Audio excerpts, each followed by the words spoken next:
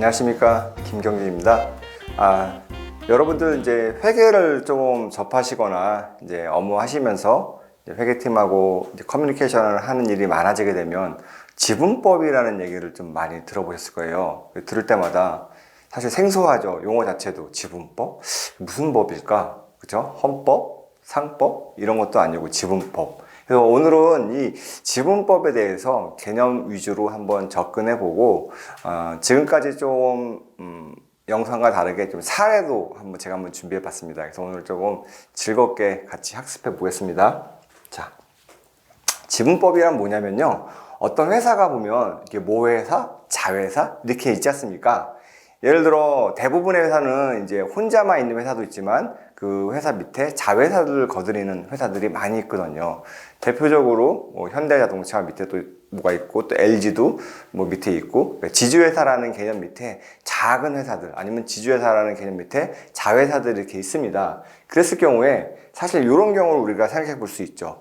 이 모회사에 있는 그 주주들이 이제 자회사에 있는 임원들, 아니면 이사회 멤버들을 해임하거나, 그러니까 내가 그 사람들을 어떻게 보면 레이오프 하는 거죠. 어떻게 보면 파이어 하거나, 아니면 그 사람들을 선임하거나 채용하거나 할 수 있는 권한이 있다면, 즉 모회사라는 곳에서 자회사에 대해서 실질적으로 경영권을 행사해서 모회사의 경영을 좌지우지할 수 있다면, 우리는 회계적으로는 이게 법적으로는 서로 다른 법인이지만 회계적으로는 두 개를 하나로 보자. 그래서 이럴 경우에는 모회사하고 자회사를 합쳐가지고 하나의 딱 이렇게 회사로 보는 거죠. 그러면 모회사가 100억의 매출이 있고 자회사가 100억의 매출이 있으면 이럴 때는 모회사 하나로 보고 이걸 두 개 합쳐가지고 200억의 매출로 보자. 뭐 이렇게 계산하는 거죠. 물론 두 회사를 하나로 합치게 되면 좀 여러 가지 좀 서로 이제 조정할 것들이 있어요. 이제 모회사와 자회사 간의 뭐 거래 관계나 이런 것들은, 왜냐하면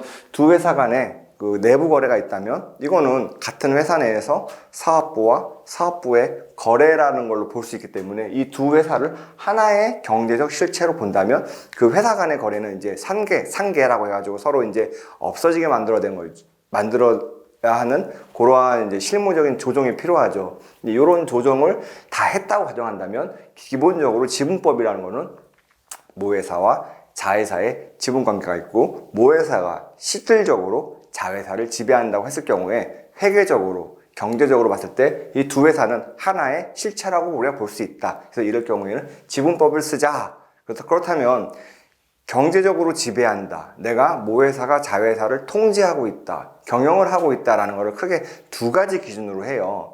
모회사가 자회사의 지분을 20% 이상 소유했을 때, 그렇다면 우리가 일반적으로 모회사는 자회사에 대해서 실질적으로 지배하고 있다 라고 이렇게 얘기를 간주합니다. 혹은 지분이 20%를 밑으로 취득하고 있더라도 중대한 영향력, 그러니까 모회사가 자회사에 대해서 중대한 영향력을 행사할 때, 그 중대한 영향력은 뭐냐? 자회사의 이사회를 선임하거나 해임할 수 있는 권한이 있을 때, 이럴 경우에는 설사 지분이 20% 밑에 있더라도 우리는 두 회사를, 이제 모회사가 자회사를 지배한다고 가정해서 지분법이라는 걸 하자라는 게 있습니다.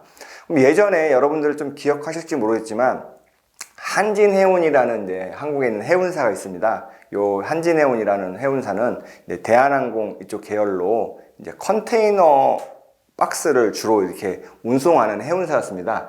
2014년도에 대한항공이 한진해운의 대주주가 됐어요. 그때 이제 한진해운이 이제 자금을 조달하기 위해서 이제 주식을 발행했고, 그 중에 이제 주식을 상당수 이제 대한항공에서 취득하면서 대한항공이 한진해운의 지분 33%를 갖고 있는 대주주가 되었습니다. 그런데 다 아시다시피 2016년도 한진해운이 매우 힘들었습니다. 이때는 한진해운뿐만 아니라 뭐 현대상선, 글로벌 이런 해운사들도 다 힘들어가지고 이제 구조조정이 심한 해였고, 특히 우리나라에서는 이제 컨테이너를 이제 운송할 수 있는 해운선사가 크게 현대상선과 한진해운이 있었는데, 현대상선은 어떻게 보면 정부의 지원이나 이러한 자금 지원으로 이제 회생을 하게 됐고, 한진해운은 그 과정이 어땠든 간에 결과적으로 이제 파산을 하게 됐습니다. 그래서 2016년에 한진해운 실적이 매우 악화됐습니다. 근데 같은 기간에 대한항공의 실적은 사상 최대의 실적을 달성했죠. 예를 들어 2016년 1분기라는 게 1월부터 3월까지 실적이죠. 실적을 딱 보니까 와, 3,233억 원이나 이익이 났네. 그럼에도 불구하고 대한항공의 당기순이익은 마이너스 1,749억이 난 거예요. 야, 이럴 수가 있냐. 대한항공이 이자 비용을 내지만 이자 비용을 이렇게 내지 않는데, 그 숨은 곳에서는 바로 이 지분법에 대한 이익 때문입니다. 왜냐하면 이 모회사가 대한항공이었고 자회사가 한진해운이었는데, 문제는 한진해운의 실적이 너무 안 좋은 거예요. 그래서 대규모 손실을 발생하게 되고, 그 대규모 손실 중에 33%를 대한항공이 책임을 져야 되는 거죠. 그래가지고 그 당시에 지분 손상이라고 해가지고 이러한 그 대한항공, 한진해운의 손실로 인해서 대한항공이 인식한 손해가 2,157억 원이었고, 당시 또 대한항공은 한진해운에 그 채권을 발행했었습니다. 이제 영구채라고 해가지고 사실상 만기가 없는 채권, 즉 매년 이자만 주지만 그 만기가 무한인 채권, 언제가 올지 모르는 채권을 했었는데, 이 채권에 대해서 이제 대한항공이 받아야 되는데 한진해운의 실적이 너무 악화됐다 보니까 한진해운에서